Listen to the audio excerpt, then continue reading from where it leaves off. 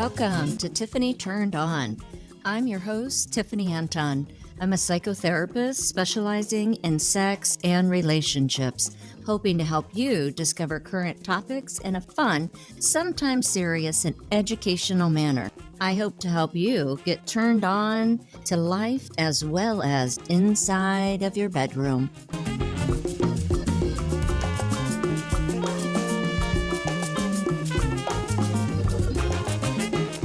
Did you miss part 1 of Dating Profiles Suck? If so, you missed 2 straight women discussing the heteronormative issues within online dating. And this distinctly doesn't represent all of the population. That's an important disclaimer. We discuss our journey of deciding to get on online dating sites, which one we tried out, what is it that we're actually looking for. This is just the beginning of the 15 simple but effective ways to make yours stand out by Marie Claire. And she and I are chatting. So actually, we only got through number 1 of the 15. But I have a bit of a bonus. At the end, I discuss 7 things men are looking for and want to see in women's profiles. Today's episode, we're going to go through number 2 through number 15. Stay tuned. Number 2 is avoid cliches. Even if you do like walking on the beach or drinking wine in front of a roaring fire, leave it out. Everyone says that. Think of something interesting that could be a conversation starter. One tip I'll never forget. If you add a question at the end of your profile, you'll be able to see if they have actually read everything and not just scrolled through your photos. So that's exactly what we're talking about. Is that, that's what I did on mine. Someone sliding into your DM, I want you to definitely to learn a little bit about me at least. So, checks on whether or not the other person's paying attention.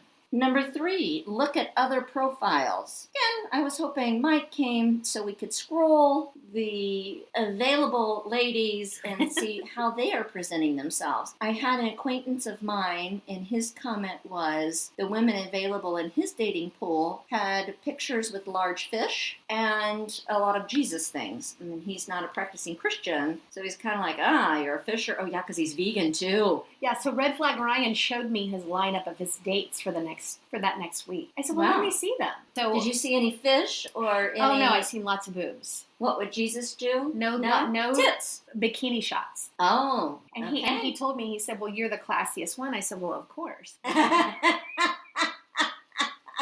Stepping up to classy, bitch. Yeah. Now, let's wait, though. If you had a bikini shot and you were looking for a hookup, that's perfect. That's perfect. Yeah, so that's what he was looking for. But I think he was looking for more. I think he was wanting maybe a hookup, but I think he also was kind of figuring out who might be his future. Yes. Really, in the grand scheme of things, was used to being in a serious relationship. I was not his gal.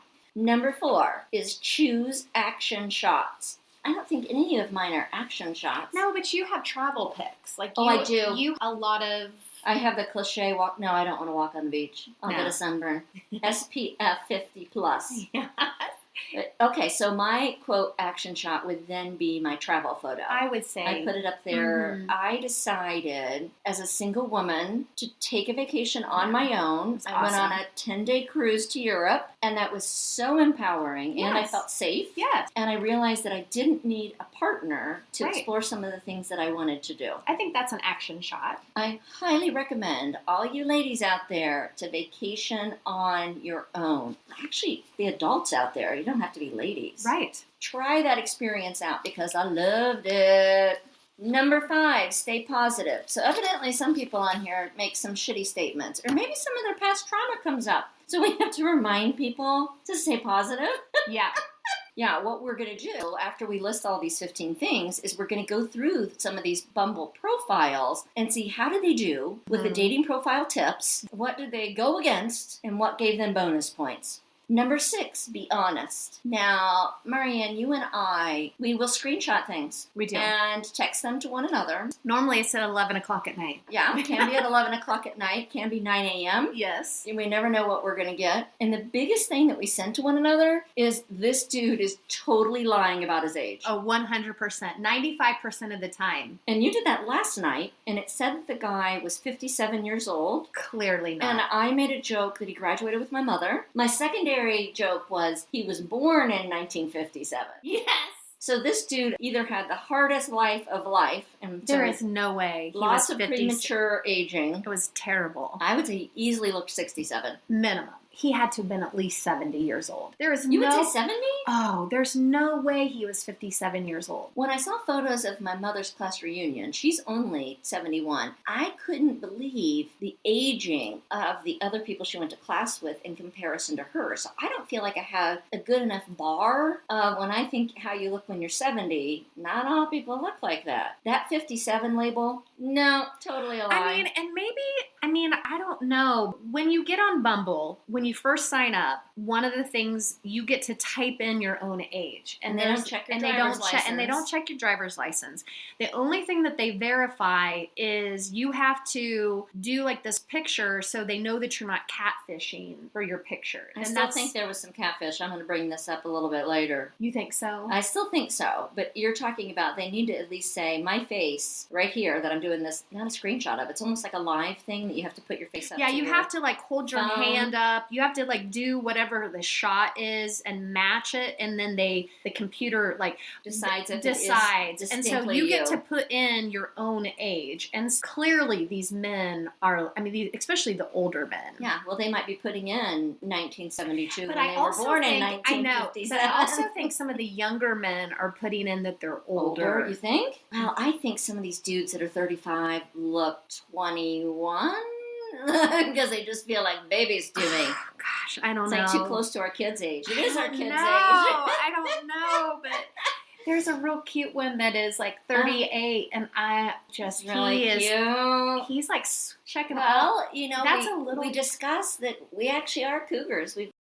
I have to interrupt this podcast because I just said the word cougar. Now, most of us think about it as an older woman dating, having a fling, or being with someone that's younger. I wondered, though, what did Urban Dictionary say? And to me, that is worth the interruption. So I'm going to read a couple of them here. When an older woman desires a much younger man and pounces on its prey, that cougar just devoured that young man. An older woman who frequents clubs in order to score with a much younger man. The cougar can be anyone from an overly surgically altered wind tunnel victim to an absolute sad and bloated old hornmeister to a real hottie or MILF. Cougars are gaining in popularity, particularly the true hotties, as young men find not only a sexual high, but many times a chick with her shit together. That cougar I met last night showed me shit I didn't know existed. I'm gonna be back for more. The last example is a woman 40 years or older in her sexual prime, emotionally more mature, healthy and energetic. She dates, plays with, or marries a younger man that can keep up with her due to her strong presence, her knowledge, ego management, and self-cultivation. A cougar is more appealing and sexy to younger men that don't like games, don't want children, and they are deeper than the average male under 30. The most dominant interest in cougars is their deeper charm that is not based on shallow concepts of beauty and also their managed temperaments, as they are not driven by hormonal imbalances that cause jealousy and competition and other foul behavior common to women under 40, because she's been there, done that. Mind you, when we're over 40, then we shift from regular periods and hormonal changes to a complete whacked perimenopausal stage. So that is offensive that it discusses the managed temperaments as they are not driven by hormonal imbalances. Yep, we are still dealing with that one. Okay, let me continue with the definition. These are negative ideas being projected onto cougars by threatened hormonal women. There it is again. And shallow males that couldn't handle a real cougar anyway. These types can have each other. They're not part of the cougar power reality. The underdressed women over 40 that sleaze around a bar hunting young males cannot be called cougars. They skeezed around before they matured, and they'll just continue to do so. The cougar is a power animal in all the native medicine, and a cougar is a powerful woman that is not as satisfied with men stuck in an old mindset about about women, sex, and politics. Exactly like the older men that feel more alive with younger women. The cougar is more alive with younger men. In a real relationship sentence, example, I prefer my cougar woman because I'm tired of all the silly girl games. We have more fun, and the sex is more fulfilling. This sentence is about a casual romp. Without the fear of pregnancy, sex is 10 times better. And the contemplative observer says, she has sexy curves, deeper eyes, and she gives me space and freedom.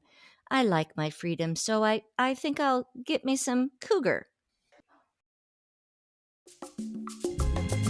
Got our shit together. We're financially stable. We have our homes. We have good jobs. We don't need anyone to, quote unquote, take care of us. No, I really don't need anybody to take care of me. So if it is 38, then I say enjoy. But I'm not interested in taking care of anyone else. I've already done that. Yeah, well, I think who I might take care of is parents. Yes. Not a partner. I don't want to take care of a partner. I used to joke around about my ex-husband and my son. I used to say the boys. Oh. A pinch of it might feel like you're raising two boys. Like, I already took care of a partner for a lot of years, and I am just... You need to have your shit together, too. Yes. So it's a compliment, not a caretaker. And it's not saying that, like, I'm not interested in caring for someone. Well, that's different about caring about versus caring being a about, caretaker. I just... Take care of is very different than I care about. Or yes, I'm ready to care about someone again, but I'm also ready for someone to care about me. Now, we talk about the being honest, and just in our experience, what we notice most is you are certainly not that age. The second thing I know that other people have noticed is the photos are not current. Not current. Or there's a wide variety. It's like a yearbook. You're scrolling through someone's life history. And my yearbook picture would look distinctly different. So would mine. Yeah. We would have to... Both of us went to high school in the 80s, and so we followed some of the Motley Crue and Def Leppard hair bands, and that's exactly how our hair looked. Oh, yes. Keep your age as it is, even though I have a fantasy of turning it back to 49 to see. Just to see where... Yeah, you don't, because I'm put myself out there as real. And then the second thing is put current photos, like within the last 3 years. Absolutely. Current photos. I would like the last year, but I'm going to say the last 3 years. Last 3 years, I would say. And see what comes out for it. I don't want to see a 50-year-old man's high school yearbook pictures. Not unless he makes a joke about it. I don't care what he looked like 30 years ago. I'm just not interested in that. No, I'm interested in the 50-year-old in front of me. Yeah. Like I said, we would have a huge difference from how we looked then until how we look today. Yeah. Number 7 is about being specific. So using specific examples when you're talking to make sure you give a full flavor of who you are. And again, I only give a pinch. I don't give a flavor. You can't. I can't give a flavor because my flavor is going to come out and be like spicy hot. Yeah, and then I'm going to come in and it's going to be like ranch dressing, and not Tabasco. You're going to scare some people off, or you're going to give them the wrong impression. Yes. Total wrong impression of what it is that you do and the things that you're interested in, because I think that happens a lot. Well, in my TEDx talk, it's titled I Love Pleasure, and in the first 2 minutes I say, I love sex. Oh no, I'm certainly not going to say that on a dating site. It really doesn't, man. I mean... So I want people to share what they're genuinely interested in, what helps them feel alive, and I don't want to see a picture of them standing in front of the Maserati that they saw at a restaurant, and they told someone to take a picture of them as they're standing in front of it. Yeah, that's not authentic either. I feel like that is way not authentic. No, and it's supposed to be impressive. It actually has the opposite effect for me. So let's say that you have a Maserati. I still wouldn't want your picture in front of it because that just would feel too conceited or pretentious. What's the word? Very pretentious. Pretentious. Because even if you have those things, you're going to attract the wrong type of people. I feel like someone's going to... Well, unless you want to be a sugar daddy, then you would be on a different site. Yeah. There are dating sites for sugar daddy. So put your real stuff out there, and because we want to see it. We don't want to go on a date with you and then find out you're a completely different person than how you portrayed yourself.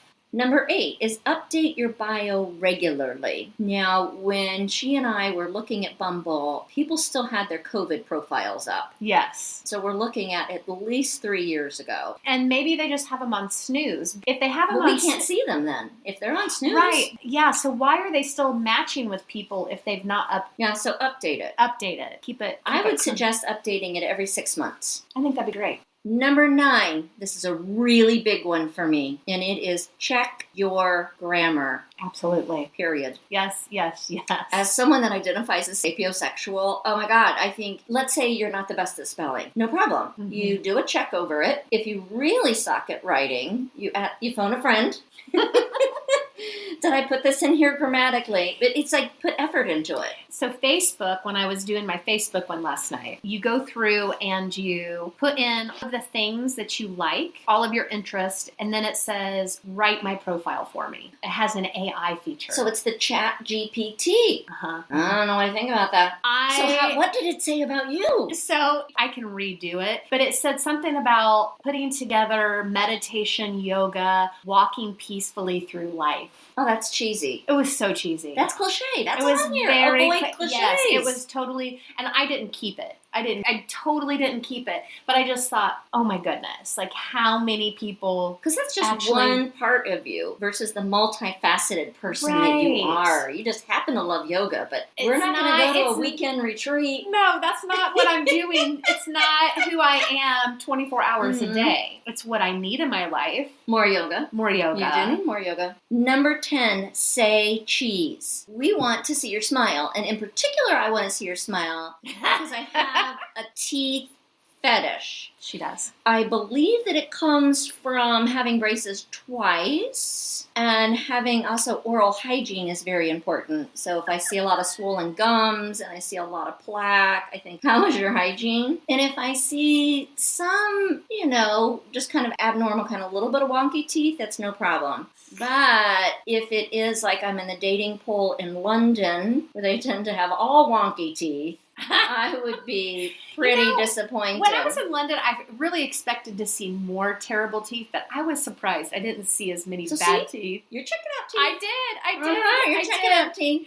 We want to see your smile. A poll found that 90% of people prefer seeing a big, happy smile in a profile photo than a sexy pout. A little fish lip. And then I have a friend of mine that she makes this little smirk. Okay, and so that was, like, I'm personally, because you guys can't see it. Hold on, I'll put it up here. A little smirk. I can't do that smirk. I think there's a emoji. She looks cute in it, though. She does. She looks cute in that. I think there's an emoji or something. I think there's an emoji. It's like she had a lemon and on one side, and then the other's like a regular lip. I think it's if you put your hand, I don't know. So we want smiles. Yes, and I want a variety. I don't want the same look in every picture. Oh, yeah, that's what I saw earlier today. Now, again, we're going to go over some of these profiles. What I saw today was out of 5 photos, none of them had a smile. None. And 4 of them were, I would guess it is office desk. Oh, gosh. Straight face. The same photo. The same photo, except for 3 of the same photos had the same shirt. And then the 4th one, he'd changed shirts. And in all 5, 0 smiles. Do you think they were the same day? I don't know.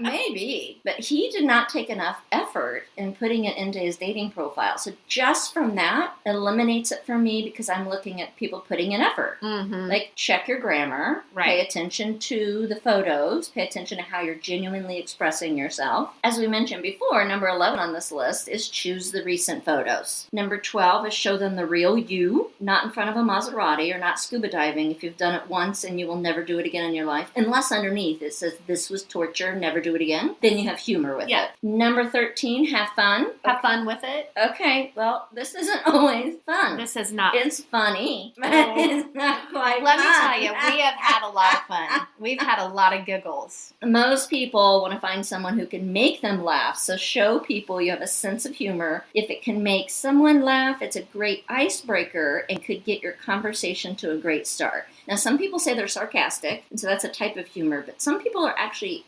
assholes and they say the word that they're sarcastic. Yeah. Just so they can be kind of mean to you. Like, they kind of get off on it. I show you my passive-aggressive style. Mm-hmm. No, thank you. Thanks. Goodbye. Number 14. Goodbye. Be the focus. Bye-bye. Goodbye.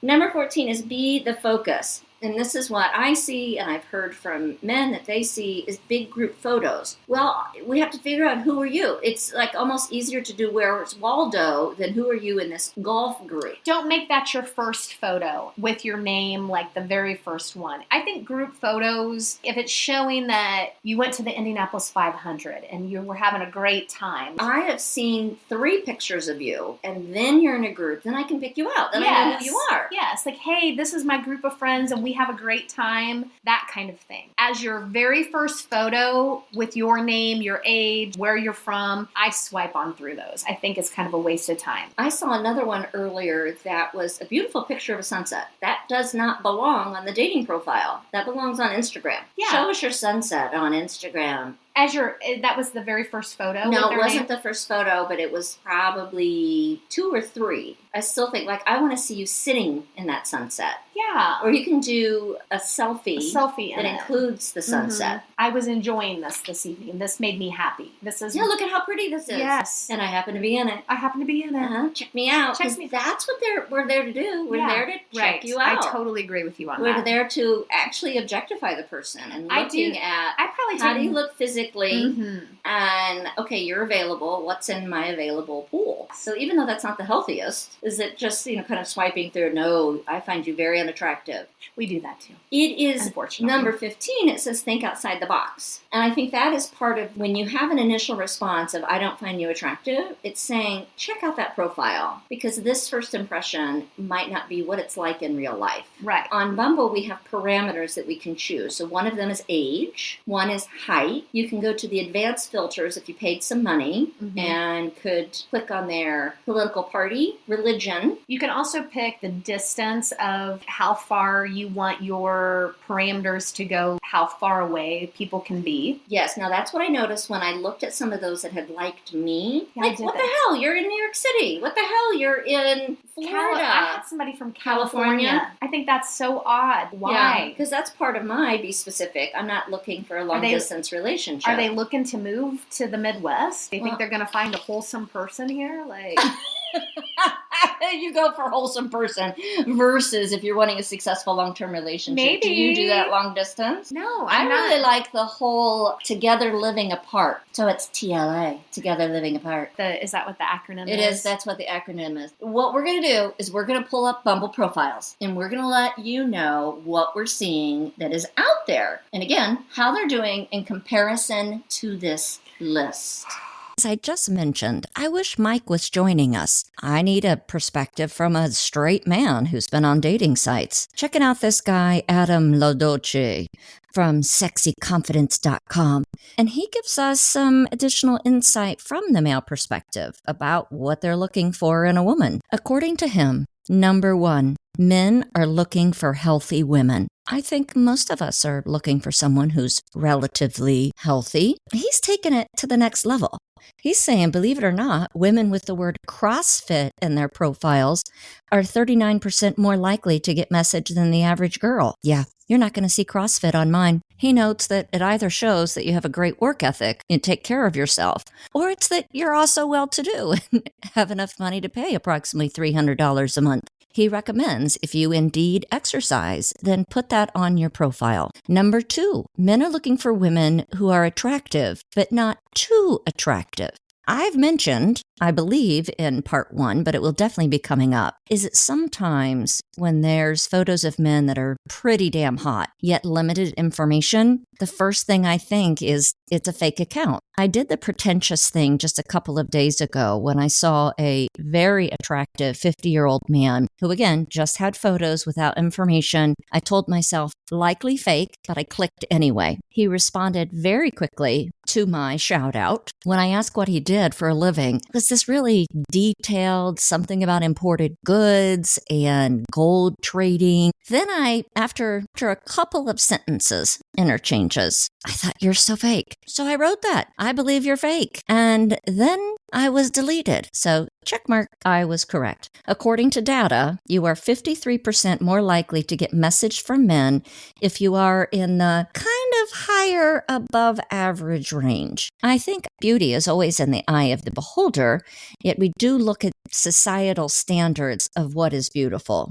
Number 3, men look for women who live nearby. That's definitely what Marianne and I were doing. We were mentioning 1 hour is about the level of our commute. It seems though anything over 30 miles that you're less likely to get message from someone. I find this interesting. I'm sure that she would, because we get likes on Bumble from all over the United States. And that's an easy delete for me because I'm not looking for a long distance relationship. Mind you, I have a good friend of mine who lives across the country from someone that he met online, and they're actively dating and meeting up for a variety of holidays. Number 4, men look for younger women, but not too young. Men are 7% more likely to message women if they are the same age or 10 years younger, while they are 74% less likely to message someone more than 10 years younger. Men might be more physically drawn to women at times that are younger, but emotionally and intellectually, they often want someone closer to their age range. Number 5, men are looking for non-smokers. Most of the dating sites that I've tried, it gives you a question whether you're a smoker or not. And sometimes in men's profiles, you'll see a non-negotiable as smoking. Number 6, men are looking for women who are fun. So if men are looking for fun, it doesn't matter if you're 50, 40, or 30. It's the top mention in a man's profile when describing the type of woman that they're looking for. My friend and I were watching a TikTok that challenged women that are dating and saying, did you enjoy the date because they were fun or because you were fun and you bring the fun wherever you are? So pay attention because we want the fun to be balanced between the two of you. The final one is number 7. Men are looking for an honest woman. This brings up the tendency for people to lie about their age. If you say that you're 29 and you show up and you look more like 39, being honest about your age and about what it is that you want in your life, so you end up meeting the right match. Because every single time you lie, you're setting yourself up for an absolute dating disaster. Is there any one of these that surprised you?